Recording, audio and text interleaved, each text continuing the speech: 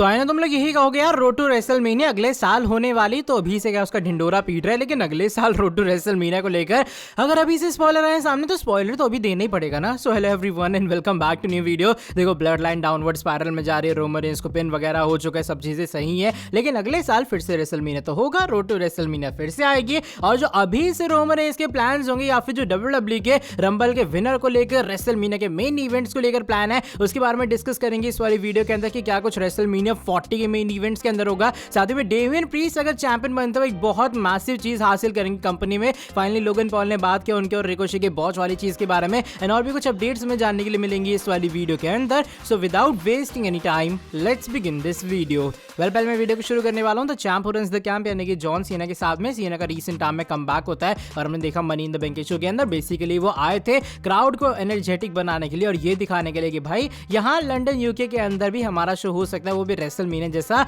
और John Cena को बाकी ग्रेसन वॉलर वगैरह ने जो इंटरप्ट किया वो तो जस्ट एंटरटेनमेंट पर्पस के लिए था, लेकिन होता क्या रीसेंट टाइम में सीना की इस वाली चीज को एक बहुत अच्छा खासा सपोर्ट मिला है। बेसिकली ये जो सपोर्ट है वो मिला है हमारे क्या कहते हैं यूके की डायरेक्ट पार्लियामेंट से, क्योंकि उन लोगों ने यहाँ पर ये बात रिवील की कि भैया जॉन सीना के एकदम साथ में रीसेंट टाइम में जो यूके पार्लियामेंट के मेंबर है वो अपने ऑफिशियल ट्विटर अकाउंट के थ्रू इस चीज को सपोर्ट करती हुई नजर आई, जिसका स्क्रीनशॉट तुम लोग देख पा रहे हो। वो लिखती है WrestleMania in UK would be phenomenal for our economy and for our standing on the global standard, but more importantly for the UK fans of all ages. Having WWE and AEW hosting major show here is a great news for all. I'm backing John Cena call. Come on Triple H to make it happen. उनका कहने का मतलब ये कि देखो भाई ये जो रेसलमेनिया यूके होने वाला है ना वो अभी फिलहाल पूरे तरीके से अच्छा है यूके फैंस के लिए भी, इकोनॉमी के लिए भी और सभी फैंस के लिए भाई, चाहे उन बूढ़े हो बच्चे हो या फिर जो भी हो। और जॉन सीना की जो कॉल थी रेसलमेनिया को लेकर कि वो लंदन यूके के अंदर उससे पूरे तरीके से सहमत, और वो ट्रिपल एच को भी कहती है कि क्यों ना फाइनली अब ये शो करवा दिया जाए लंदन यूके के अंदर। सो इट सीम्स लाइक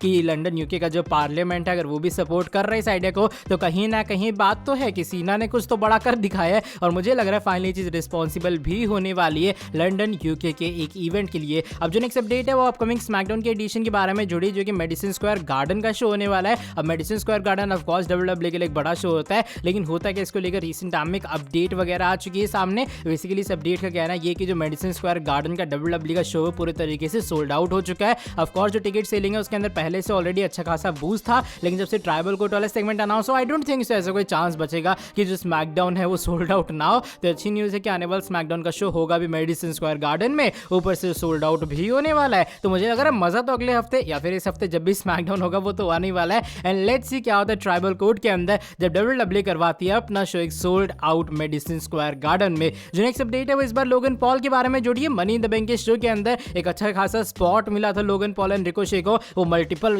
अलग अलग क्रेजी स्पॉट्स के अंदर इन्वॉल्व थे, और स्पेशली जो स्पेनिश वाला फ्लाई था ना बॉच वाला, जो कि टेबल पे ऊपर एक दूसरे को इन्होंने दिया, वो तो अलग ही खतरनाक लेवल था। इवन अब तो यहाँ पे कॉल आउट वगैरह भाई हो चुका है, ये दोनों आमने सामने आएंगे अगले हफ्ते मंडे नाइट रॉ के अंदर। लेकिन फाइनली जो लोगन पॉल अपने इंपल्सिव टीवी की पॉडकास्ट के ऊपर फाइनली बातें करते हुए नजर आए इस बॉच को लेकर। वो कहते हैं देखो हाँ वो बॉच हमसे हो गया था उस वाले मूव के अंदर, और वैसे वो बहुत डेंजरस लैंडिंग थी टू बी ऑनेस्ट। उसके बाद मैं चल के गया हूँ, वो मुझे नहीं पता मैं कैसे पहुंच गया, लेकिन पहुंच गया था। थोड़े बहुत स्क्रैचेस वगैरह या फिर चीजें हुई थी, लेकिन आज तक मुझे कोई तगड़ी वाली इंजरी बहुत नहीं हुई है। देखो हम लोग का जो ओरिजिनल प्लान था वो ये था कि जो मैं और रिकोशे पहले लैडर के ऊपर होते और शायद हम लोग उसे स्पेनिश फ्लाई कहते हैं। होता क्या हम लोग टॉप रोप से आते, मतलब लैडर से कूदते, टॉप रोप पे आते, अपनी लातें उसके ऊपर रखते और तुरंत एट अ सेम टाइम हम लोग जैसे रोप को हिट करते हमें फ्लिप करके जाना था टेबल के ऊपर। अब देखो मैं तुम्हें पहले बता दूं मैं पूरी तरीके से नूब हूं इस चीज के अंदर, मुझे नहीं पता सारी चीजें यहाँ पर कैसी होती हैं। इवन मुझे ये भी नहीं पता कि चीजें को कैसे इंप्रूव करना होता है अगर वो बिगड़ जाती हैं, क्योंकि जब वो चीज हुई थी मुझे लगा था भाई हम लोगों ने तो हक दिया यहाँ पे। I mean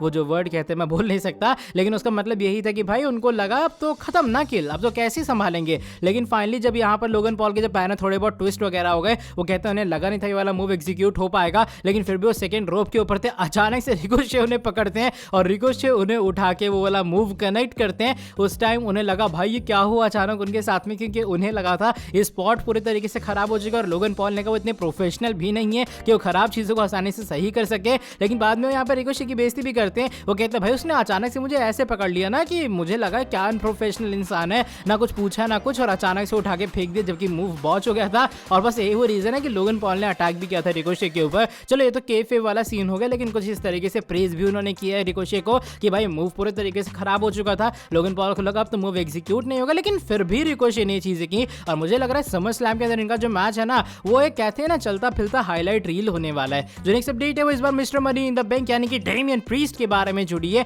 and recent time में डेमियन प्रीस्ट को लेकर भी कुछ अपडेट्स आ चुकी हैं सामने या फिर स्टैट्स आए सामने कि चलो मान लेते हैं अगर बाय चांस जो हमारे डेमियन प्रीस्ट हैं अगर वो वर्ल्ड चैंपियन बन जाते कैश इन वगैरह करके चाहे समर स्लैम में या फिर जहां मर्जी, तो WWE के अंदर एक बहुत यूनिक अचीवमेंट हासिल करेंगे। बिकॉज अगर डेमियन प्रीस्ट बनते हैं वर्ल्ड चैंपियन वो ऐसे पहले पुएर्टो रिकन वर्ल्ड चैंपियन बनेंगे जो कि पेड्रो मोरालेस के बाद है। और पेड्रो मोरालेस जब लास्ट टाइम चैंपियन बने थे वर्ल्ड वाले 50 साल उस चीज को हो चुके हैं। तो समझ रहे हो पहली बार 50 साल बाद कोई पुएर्टो रिकन जो बनता है फिर जो वहां का रहने वाला वासी मैं कहूंगा वो वर्ल्ड चैंपियन बनेगा कंपनी के अंदर। तो लेट्स सी, वैसे प्राउड मोमेंट तो ऑफ कोर्स होगा डेमियन प्रीस्ट के लिए, रिको के पूरे क्राउड के लिए, जनता के लिए कि भाई डेमियन प्रीस्ट ऐसा कुछ बड़ा चीज अचीव कर रहे हैं कंपनी के अंदर 50 साल बाद। आई मीन उनका बंदा कोई चैंपियन बन रहा है तो वो अपने आप में एक बहुत बड़ी चीज हमेशा रहती है। लेकिन बाकी देखते क्या होता है समर स्लैम के अंदर, बिकॉज वहां पर मुझे लग रहा है मोस्ट प्रोबेबली वो कैश इन करेंगे। एंड अगर कैश इन सक्सेसफुल होता है कैसा रन होगा डेमियन प्रीस्ट का as a world champion, because बंदा डिजर्व तो करता है, मेहनत तो उसने की है और ये वो रीजन है mister money in the bank भी बना है। अब चलो बढ़ते हैं आज की हमारी नेक्स्ट एंड फाइनल स्टोरी की तरफ, रोमन रेंस के बारे में जुड़ी है। एंड फाइनली बात करते हैं कि जो रोमन रेंस है उनका क्या सीन है कंपनी के अंदर रोड टू रेसलमेनिया को लेकर, बिकॉज ब्लड लाइन डाउनफॉल में जा रही है, ब्लड लाइन खत्म ही हो चुकी है ऑलमोस्ट। तो आने वाले टाइम में रेसलमेनिया 40 तक तो भूल जाओ कि रोमन के साथ कोई होगा।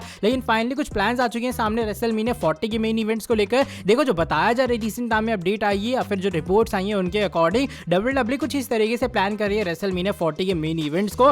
रेसलमेनिया 40 की नाइट 1 के ऊपर जो बंदा फेस करने वाला है या फिर जिसे चैंपियनशिप अपॉर्चुनिटी होगी या फिर जो मेन इवेंट करने वाला शो को, वो बंदा रॉयल रंबल का विनर होगा। सपोज करो Gunther is the royal rumble winner और अगर उसे मिलता है ये नहीं भाई उसे सेथ रॉलिंस के ऊपर अपनी जो अपॉर्चुनिटी है कैश इन करनी है, तो नाइट 1 का सपोज मेन इवेंट होगा सेथ रॉलिंस वर्सेस गंथर के बीच में। एंड नाइट 2 के ऊपर दूसरा मेन इवेंट होगा, वो मेन इवेंट होगा एलिमिनेशन चेंबर के विनर का। अगर तुम्हें याद हो पहले ऐसा फंडा चलता था कंपनी के अंदर कि एलिमिनेशन चेंबर में भी एक नंबर 1 कंटेंडरशिप मैच होता था, जो उसका विनर होता वो जाके फेस करता था चैंपियन का रेसलमेनिया के अंदर। तो देखो बताया जा रहा है यही सेम चीज होने वाली है, जो रॉयल रंबल का विनर है वो नाइट 1 को मेन इवेंट करेगा, जो नाइट 2 के अंदर मेन इवेंट होगा जो कि बंदा रोमन रेंस का फेस करेगा वो फरवरी में एलिमिनेशन चेंबर के अंदर पता लग जाएगा। और मोस्ट प्रोबेबली ऑफ कोर्स वो कोडी रोड्स होंगे। तो ये कुछ कंपनी के पास प्लान है, तो मुझे तो लग रहा है गंथर रॉयल रंबल जीत सकते अगर उस टाइम वो चैंपियन नहीं होंगे। And on the other hand मुझे लग रहा है कोडी रोड्स एलिमिनेशन चेंबर जीत के रोमन का फेस करेंगे। तो ये कुछ मेन इवेंट्स हैं अभी फिलहाल अकॉर्डिंग टू प्लान्स रेसलमेनिया 40 के लिए। तुम्हें सुनने में कैसा लग रहा है बताना कमेंट सेक्शन के अंदर।